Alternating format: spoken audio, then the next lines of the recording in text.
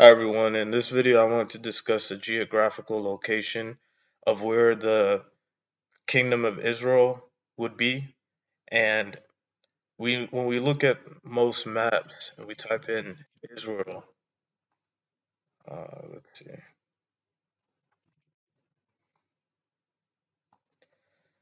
we'll see that we're mainly shown the region of Northeast Africa towards Palestine. And this region, this land that we commonly associate with being Israel, is not the actual land where the Kingdom of Israel was located.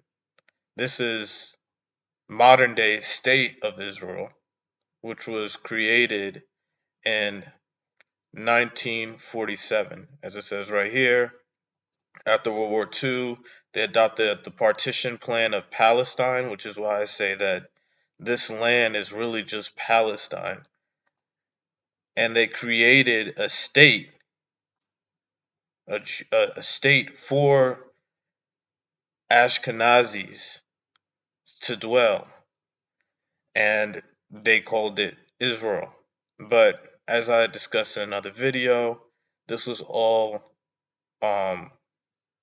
part of the agenda of Gog and Magog, orchestrated to make the people believe, or actually orchestrated by the children of Japheth, to make the people believe that the children of the Most High are Ashkenazis, which are descendants of Japheth, and not for them to realize that the true descendants of Israel would be the people known as African Americans, many members of the African diaspora, Melanesians, as well as some indigenous groups like the Seminole Indians, Australian Aboriginals, and as well as Africans living on the certain groups of Africans living on the continent, such as the Igbo tribes or the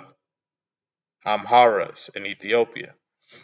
You can watch the video on my channel. It's called Hebrew Israelites Are Black, 1619 to COVID-19, Second Exodus. In that video, I go over who the Ashkenazis are, their role in the Bible, as well as their descent from Japheth and Japheth's role regarding prophecies in the Bible and Gog and Magog.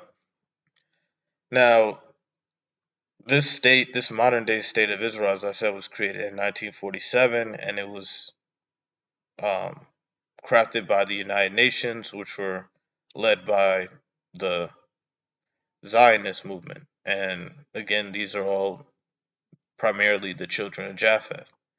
So now, I just want to play a clip from this video. It's from the Revisionist channel. He has some good content where he talks about the location of Israel, the true location of the land, the Israelites being in Ethiopia and parts of southern Sudan, as well as Eritrea. And he's not the only one. There are some other good places as well that talk about it, such as TEOTW Ministries.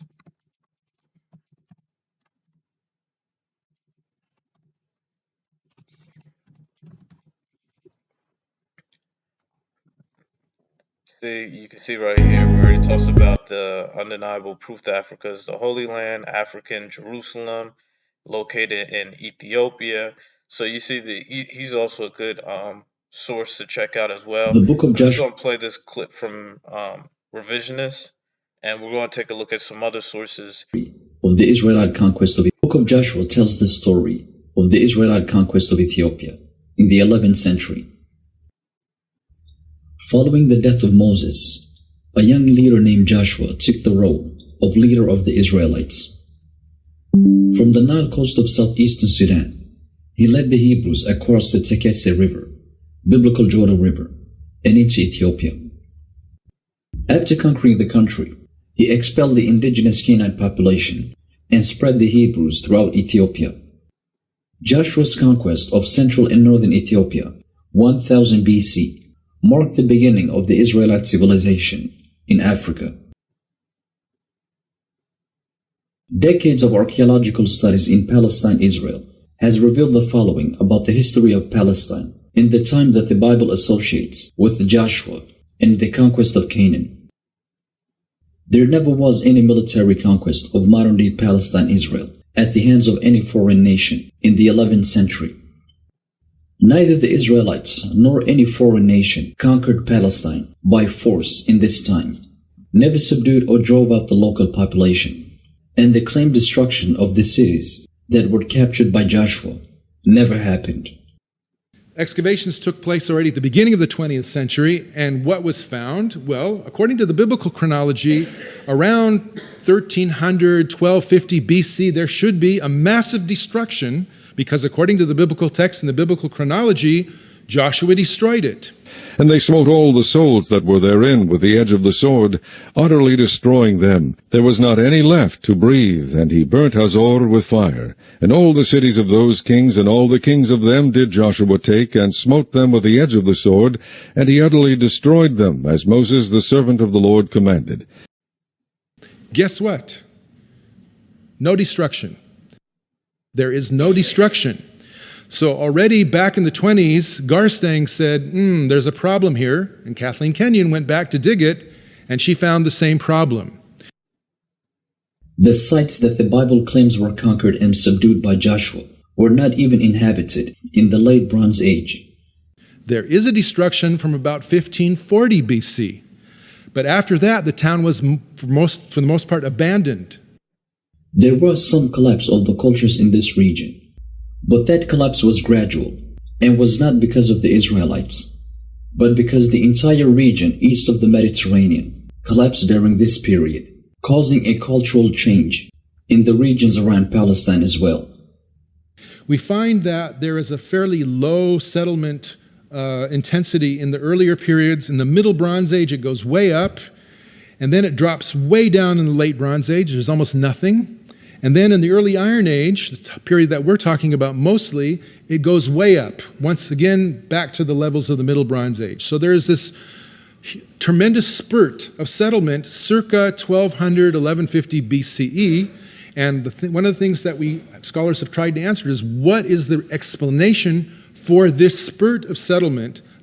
This wave of new settlement in the hill country actually represents nomads who always had lived there, and once it was critical for them to establish sedentary settlements because of the collapse of empires all around, then they started building buildings, adopting an old kind of pot, the collared rim jar that they copied from Middle Bronze Age ruins, and they started making pits and terraces, and these are sedentarizing nomads. The city of David, the most excavated piece of land on earth, did not look like the Bible describes it. There was never any big metropolitan city inhabited by a large group of people. There was actually no material reason to even inhabit the so-called city of David, measured even by the standards of that time. Because now we can point to the Temple Mount. So it was not a big city, it was not a fabulous golden age, but there was something there. It looks like this: rolling hills, a chaparral vegetation. It's very dense, very hard to clear. This is a frontier. In antiquity, this is not a great place to live. You come here when you're desperate and you have nowhere else to go. It is a God-forsaken place, mind you, located on the southern fringe. And this is them right now discussing about Palestine. All these words that they're using, God-forsaken place. I mean, the land that God was going to give the Israelites was a very fertile, rich land, flowing with milk and honey. And as you can see, these professors, archaeologists are talking about the land, as saying that this is not a land that was even centuries ago a promising land for settlement. Rather, probably an area where nomads may have passed through, caravans, maybe temporary settlements, but never a very bountiful and promising civilization. There was no evidence of that for that time period where the kingdom of Israel was at its peak. The population of Israel-Palestine is known to have remained Canaanite the entire time, and there is no significant difference between one Canaanite group and another. This is not how the region would have looked if it was subdued by a foreign nation, in this case the Israelites, which would have been distinctly different from the indigenous people and would have brought a foreign culture. There wasn't even any writing system in Palestine, Israel, until the 1st or 2nd century AD, in the Hasmonean period. And we have almost nothing until the middle of the 4th century, when all of a sudden we have here and there a coin, and then the scribal activity picks up speed again only in the 2nd century under the Hasmoneans. The total absence of archaeological evidence for the Bible's claimed Israelite conquest, subversion, and total takeover of Canaan, and the overwhelming support for the opposite opinion, has led scholars to identifying the conquest narrative in the book of Joshua as pure mythology. Joshua began his military conquest from the plains of modern-day southeastern Sudan, known back then as the eastern coasts of Moab. This is roughly half a century after the death of Ramses, so somewhere in the mid-12th century BC. The Bible doesn't only provide us with a relatively detailed historical record of when the conquest of Canaan took place, but it also has left for us a very accurate geographical blueprint over the area conquered by the Israelites and the exact route that the Hebrews took from the plains of Egypt into the promised land of Ethiopia, known back then as Canaan. Joshua's military strategy was simple. He would take the Hebrews across the Tekesse River, biblical Jordan River, and into the central parts of Ethiopia. After crossing the river, they would advance further into the country and would enter and settle in the highlands of the north. They would fight the local population and drive them out. The starting point of the conquest was in a city called Shittim. And Joshua rose early in the morning, and they removed from Shittim, and came to Jordan, he and all the children of Israel, and lodged there before they passed over. Shittim is the name of a particular tree, identified by scholars as the acacia tree, which grows abundantly in Africa, and particularly in southeastern Sudan. The Hebrews named the area where this tree grew after the tree, and called it also Shittim. They moved from Shittim in southeastern Sudan and towards the borders of the Tekesse, which is described in the book of Joshua as never going dry, but always running over with water in all 4 seasons. For Jordan overfloweth all his banks all the time of harvest.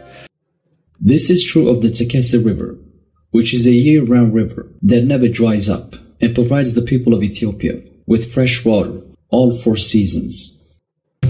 በቃ ሕጂስ በቃ ተኸደፍ ብጣዕሚ ይጠቕመና በዝመለና ተደሪኡ እሱ ይዝኽእለና. An interesting detail in chapter 3 in the book of Joshua is that just as the Hebrews were about to cross the Jordan River, the water source that distributed water from the north was cut off so that the Hebrews could cross the river on dry ground. The Bible describes the cut-off source as coming from the city of the plains, or the salt sea. And as they that bear the ark were come unto Jordan, and the feet of the priests that bear the ark were dipped in the brim of the water, for Jordan overfloweth all his banks all the time of harvest, that the waters which came down from above stood and rose up upon an heap very far from the city Adam, that is beside Zaratan, and those that came down toward the sea of the plain, even the salt sea, failed, and were cut off, and the people passed over right against Jericho. As explained in a previous episode, the biblical Salt Sea, or Sea of the Plains, was the salty Danakil Desert of Ethiopia, which were once the home of Sodom and Gomorrah, 2 ancient cities located in the Danakil Desert. This is an indication that the Hebrews crossed the Tekesse at the city of Shuak, at the Tikese Adbara joining points. The waters that originated from the east, and which crossed the borders of the Salt Sea in the Danakil Desert, were cut off, so that the Hebrews could pass on dry grounds. After crossing the Tekese, they continued to the central parts of Ethiopia and settled throughout the entire country. They later moved further north to the eastern borders of Sudan, reaching as far north as even the second or third cataract of the Nile. The Israelite conquest of Ethiopia in the 11th century BC marked the beginning of the Israelite civilization in Africa. So that I just wanted to play just to highlight some archaeological evidence as well as pointing to some biblical scriptures. Like I said, he has some pretty good content. We may not always be sure the exact bounds of the kingdom of Israel, but I believe that we're able to see roughly its location being not in Palestine, but in Ethiopia. Another verse that I would like to add to that too is that we know that when Abraham left out of Egypt, it says, and Abraham went up out of Egypt, he and his wife and all that he had, and Lot with him, into the south. If he goes out of Egypt, if we look at a map of Africa, south of Egypt takes you to Sudan, Ethiopia, and you can also see South Sudan. And as the video I just talked about, he went just over this about how the conquest started in Sudan, taking them into Ethiopia. And you also have Eritrea to the south as well. So if we let's look at the entire chapter of Genesis 13. We scroll down a little bit, as it talks about their journey south of Egypt. It talks about, we can already see the mention of the Canaanites being in this land. So when it talks about how Joshua's conquest of Canaan, because the kingdom of Israel is in the land of Canaan, we can see that south of Egypt is Canaan. This is Canaan. And we can also see how, as it says right here, if we go down, this is Abraham speaking to Lot, and as we see there are Canaanites there, it says, and Abraham said to Lot, let there be no strife, I pray thee, between me and thee, and between my herdmen and thy herdmen, for we be brethren. Is not the whole land before thee? Separate thyself, I pray thee, from me. If thou wilt take the left hand, then I will go to the right. Or if thou depart to the right hand, then I will go to the left. And Lot lifted up his eyes and beheld all the plain of Jordan. And as the video with the brother revisionist had talked about, Jordan in Ethiopia being the Tikese River. Now, it says, he beheld all the plain of Jordan, and that was well watered everywhere before the Lord destroyed Sodom and Gomorrah. And again, he had talked about Sodom and Gomorrah being the salt pits in parts of northeastern Ethiopia. And I think it was, let's see, what was it again?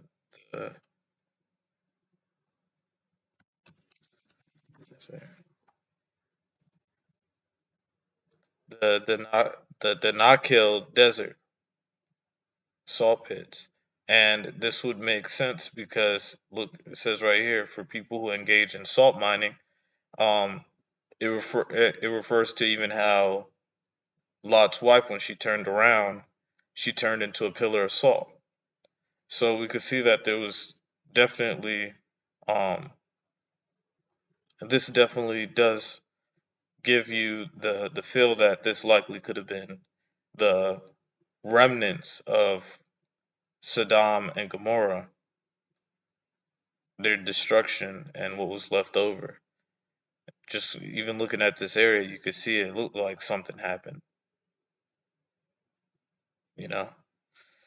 So we see that, and then if we keep reading, it says, he talked about how, it talks then about how Abraham dwelled in the land of Canaan, and Lot dwelled in the cities of the plain and pitched his tent towards Sodom.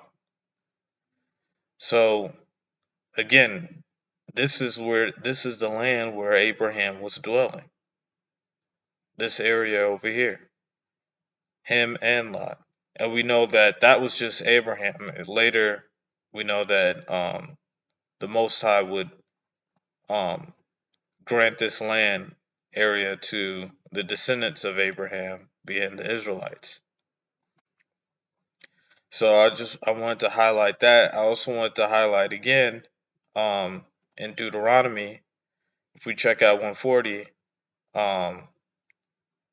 this is again, it says, but Joshua the son of Nun, which standeth before thee, he shall go in thither, encourage him, for he shall cause Israel to inherit it. And this is talking about the upcoming conquest. Probably it would be easier if we could just read it without the links. So let's see if we can pull it up on the search on Bible Gateway. Deuteronomy 1.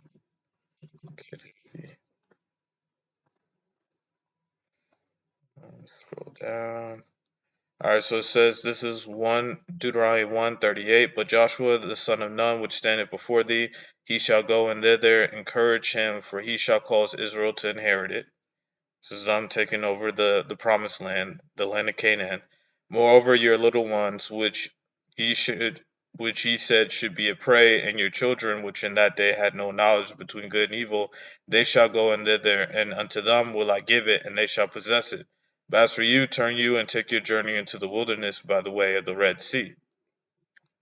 So, what is the Red Sea? Because we know that throughout the Bible, it said that the Israelites traveled along the route of the Red Sea to get to the Promised Land. Now, if we look at, and right now I'm in Bible Hub, and this is still Deuteronomy 1, but in Bible Hub they give you the Hebrew meaning of the words. When we see Red Sea, it says Suf. That's the Hebrew word. And then for sea, Yam. So the whole word is called Yam Suf, but if we look at what that means, it means reeds. So the Red Sea could be looked at as actually being the Reed Sea. And if we, or Reed River. And if we look at the word, it takes us to Nile. So if we look at the Nile, this is a river, a map of the Nile River, and it would make sense because the reeds grow along the Nile. Let's see. Let's just take a look, see if they're reeds. Oh, right there you go. Reeds right across all throughout the Nile. You see there are reeds that grow along it. So this is the Reed Sea, or the Reed River, or the Nile River, which goes from Egypt. Because as we know, if you read the books of Leviticus and Genesis and Numbers and Deuteronomy and so forth, you would know that the Israelites had been in captivity or bondage, oppression in Egypt. And from Egypt, when they left during the Exodus, if you read the book of Exodus, they traveled along the Nile River that they traveled across, the Reed Sea, because this is, again, it's a common misconception that people would take that they traveled along the Red Sea or they crossed over the Red Sea. It's actually the Nile River. And again, we're reading Hebrew, but again, with Japheth and the Ashkenaz, they purposely try to have things put in place so that we could be confused with arbitrary words and believing the promised land to be in Palestine when it's the Nile River they were traveling along, and it would take them, as we can see right here, following the Nile River into Sudan and into Ethiopia. Now, a portion of it also, you can also see the Nile River travels down to South Sudan and into Uganda and I believe parts of Tanzania. But if we look at the origin of the Nile River actually flows out of Ethiopia and waters the rest of Eastern and Northern Africa. There's actually a place that's called the Gish Abbey, which is actually the source of the Nile River. And that could be discussed in another video. But people will typically, look at things inaccurately and look at, oh wow, look, it's right here. This is the top. Not realizing that the actual source is Ethiopia, and this is why Egypt was upset at when Ethiopia was planning on building a dam, because they know if they put a dam in Ethiopia, the river wouldn't flow to Egypt. If not, they wouldn't have had an issue with it. But they know that the true source is in Ethiopia. So if they put a dam in Ethiopia, it would cause issues with the river flowing to Egypt, as well as South Sudan and Tanzania and Kenya. So I just want to highlight that, as I said, you have the Reed Sea, that's the Nile River. We see evidence of kingdoms, of Israelite kingdoms. These were Israelite kingdoms that took place after the destruction of Jerusalem, because as we know, there was the kingdom of Judah in West Africa, and there was also, you had the kingdom of Simeon, and according to some archaeologists, it existed around 4th century CE. Now, this is interesting because obviously after the destruction of Jerusalem, you had the Israelites scattering.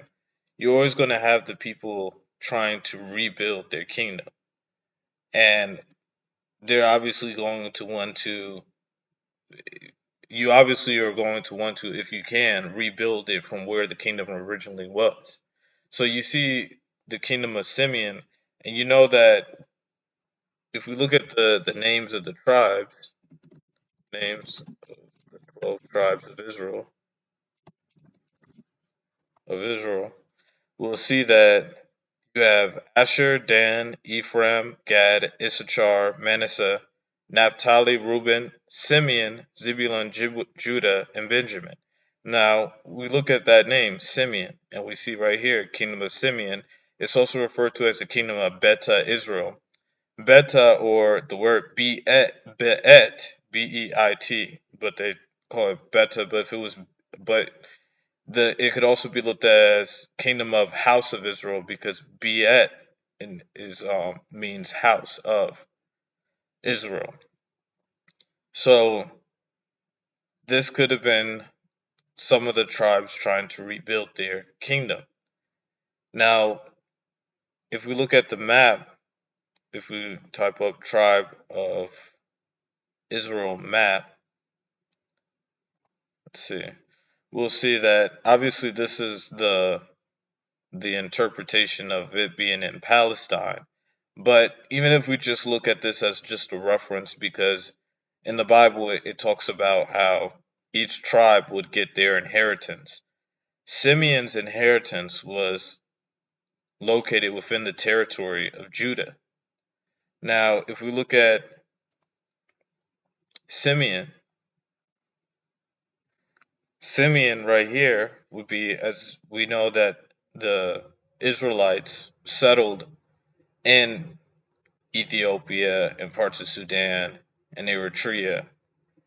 But the southern kingdom was primarily in Ethiopia, or was fully encompassed within northern Ethiopia. You would see Simeon being right here, then its territory being within Judah, so Judah encompassing northern Ethiopia, the Tigray regions and the Amhara regions. Now, this is something that I also wanted to highlight. This is interesting because if we look at the map,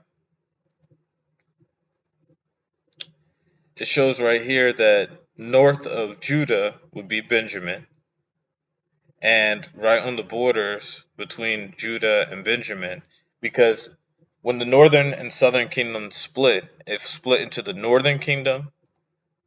Let's see if there's a picture of the south kingdom. After the kingdom of Judah or Israel has split, they split into a northern kingdom and a southern kingdom. Alright, so if we look at the map, we see that it's when the kingdom of Israel, the entire kingdom has split. This was after Solomon during the days of Jeroboam and Rehoboam. You'll see that the tribes that made up the southern kingdom were Judah, Simeon, Benjamin, as well as Levi, because Levi wasn't given a land to a specific region to inherit, but theirs would be they would dwell in the cities and lands of their brothers. However, when the kingdom split, they dwelled in the southern kingdom. So you can see that the southern kingdom encompassing this area right here, if we go ahead and we look at and again, we're just using this as just a reference. So if we look at the kingdom of Simeon, we can picture it as this being Judah,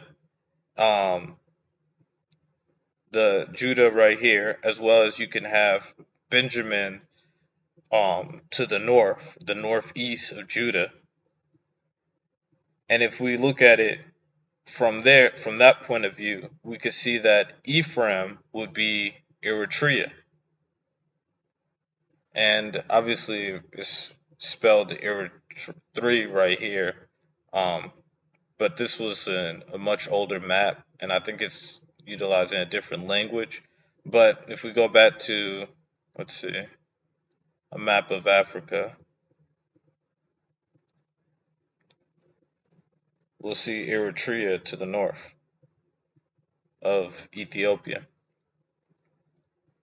So when we look at that from that point of view, the map shows that right on the border, right near northern Judah, the northern part of Judah and the southern part of Benjamin, you had Jerusalem.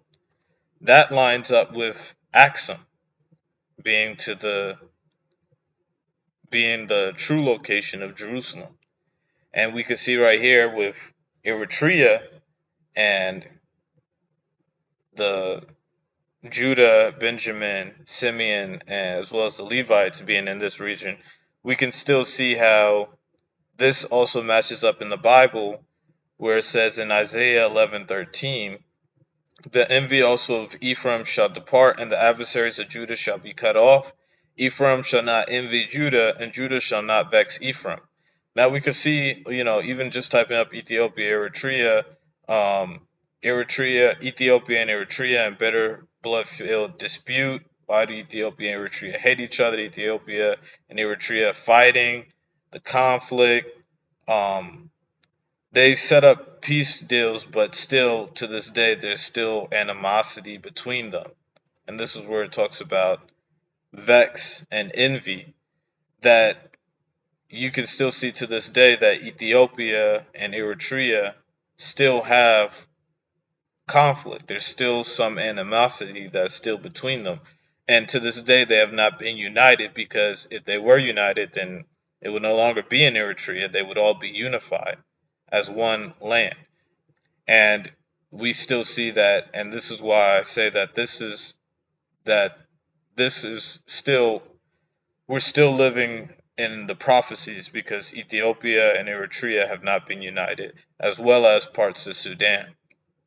But the northern kingdom was always led by Ephraim, which is why it says Ephraim, and then the southern kingdom was always led by Judah. So I just wanted to go ahead and just highlight this to just point to, if we looking at the maps, obviously, this being referring to as the Simeon kingdom. Now, Simeon likely wasn't this big. It probably would have been a little bit further south. But if we go ahead and we look at the maps and we compare Bible verses, this does look like the likely location and region of the true kingdom of Israel, as well as the true location of Jerusalem, being right here in this region, Benjamin, and Judah, the border right here, Axum, being the true location of Jerusalem. Now, if we look at the next verse before that, because Isaiah, this is 11, this is referring to a prophecy that's to come that hasn't been fulfilled yet. We can see that, although we know that the land of Judah is in Ethiopia, the inhabitants of Judah and all of Israel have been scattered. You still have many Israelites still living, such as the Amhara people and Tigrayans, as well as some Eritreans.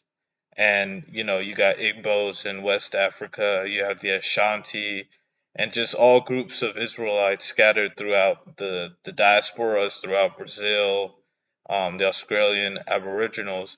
And we can see that in Isaiah 11:12, how it talks about, he shall set up an ensign for the nations and shall assemble the outcasts of Israel and gather the dispersed of Judah from the four corners of the earth. Because when the kingdom was split, it was split into the kingdom of Israel, which was the northern kingdom, and the kingdom of Judah, which was the southern kingdom. So the people have been scattered through the four corners of the earth. However, we know, and again, this could be a topic of another video discussing the root of Jesse, that the Israelites will be regathered again. And they will gather together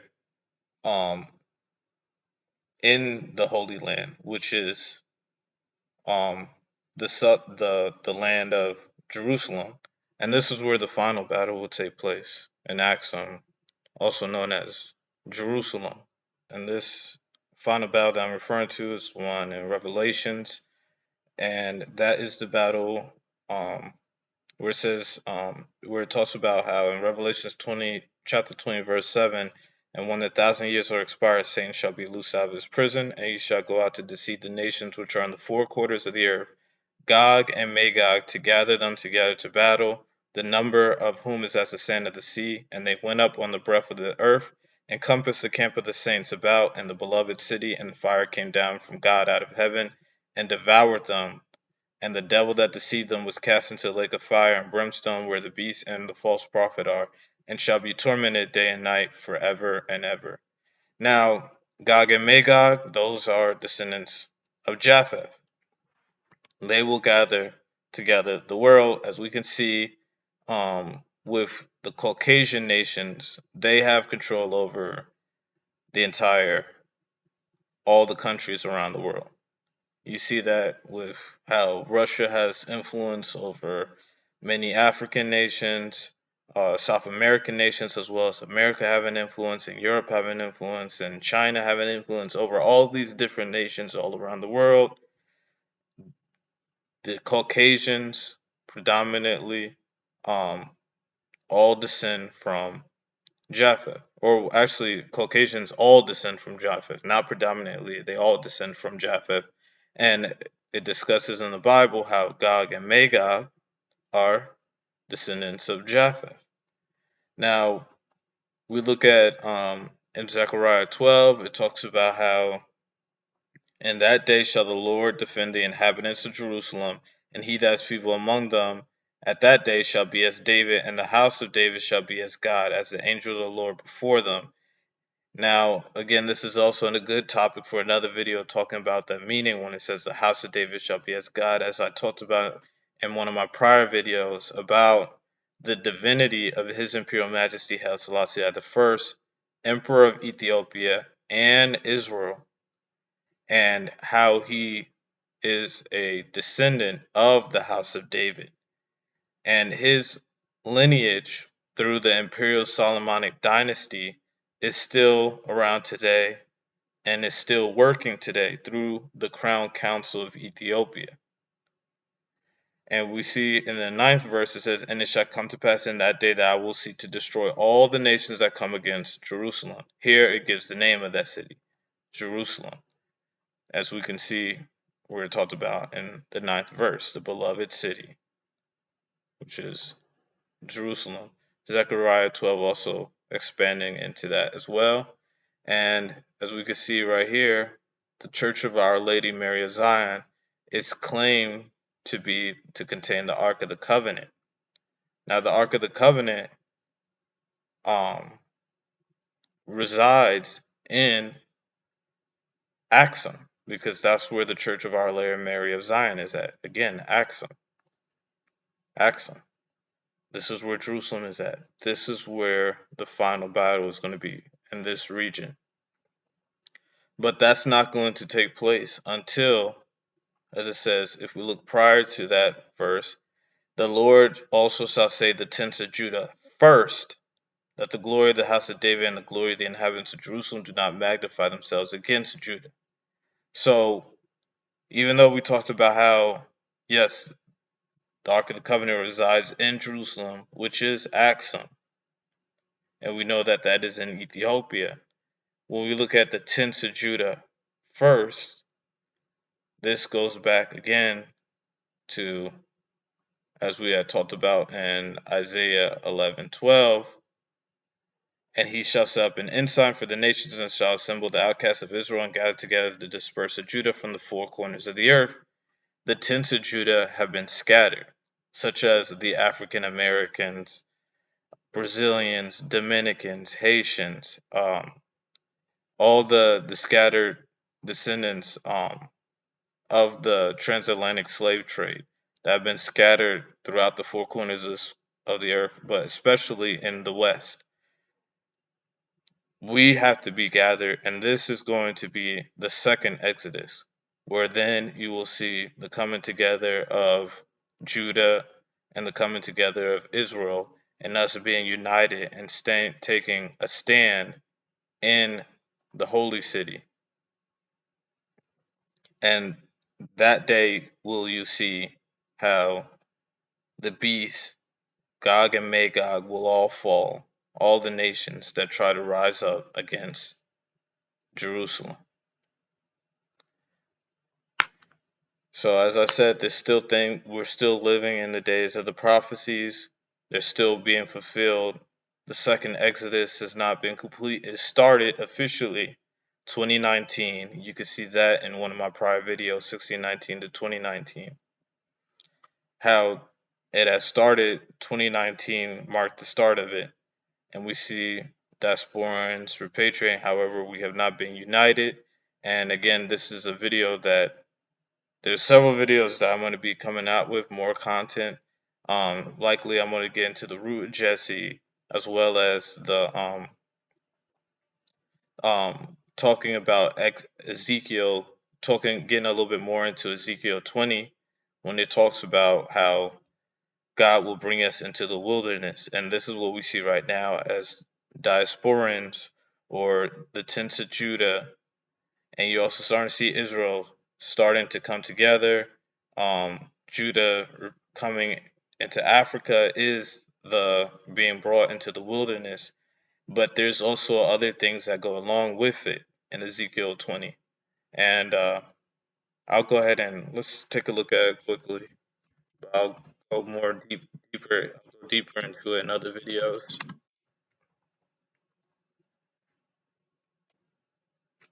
Let's see, wilderness.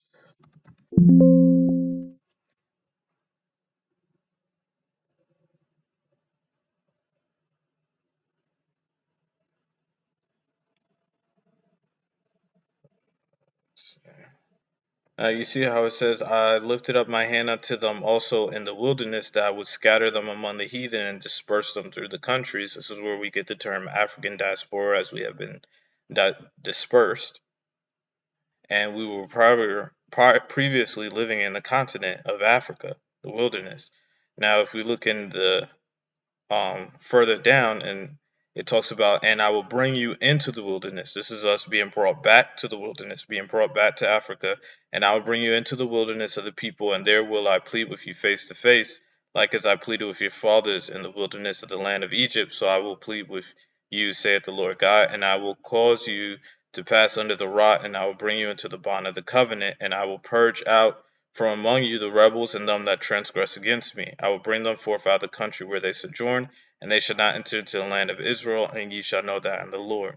So now we see how diasporans repatriating. However, we have not again gotten to this part of the prophecy where we will start seeing even though we'll see Israelites repatriating to Africa, not all of them are going to be brought into Israel. As we see, even some repatriates go directly straight to Ethiopia, and then they end up having to leave out of Ethiopia because now is not the time yet. And there's some that the Most High does not want them entering into the land of Israel. So there's going to be a period where there's going to be a purging and a cleansing period. And again, this is all starting to take place. But like I said, we'll be able to go further deeper into this in another video. And as I said, with this video is to highlight who the true people are, where the true Holy Land is, and the organization that I'm with is Zion Stands United. The goal is that we come together and that we don't just start repatriating and doing things as individuals, but we are to come together as a people. And that is my goal, is that with Zion Stands United, we start coming together as a people, as Israelites, as well as people that have been grafted in to Israel, as it talks about in the Bible. And that when we come together, we start going to different areas such as Ghana or South Africa. We start coming together, building our communities, purging and cleansing ourselves, doing the self-healing with the goal of fulfilling prophecy.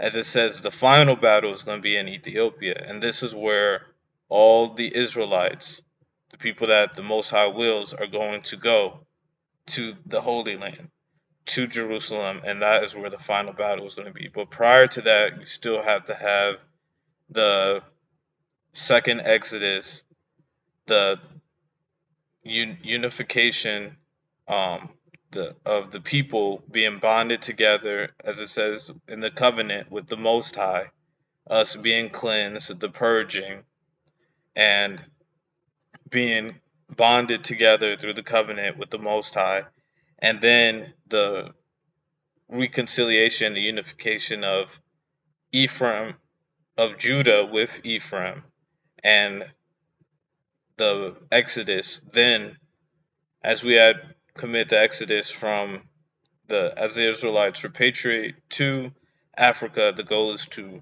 repatriate to Ethiopia. And that is where the final battle will be. As it says in Zechariah, ultimately we will be victorious. But like I said, the goal, if anyone would like to work and be a part of Zion Stands United, you can send a comment. You can leave a comment in the chat, and I left my information up in the description box below, so that you can reach out to me.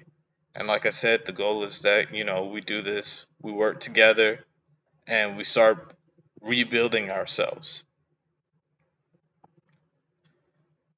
with the goal of uniting and being one with the Most High.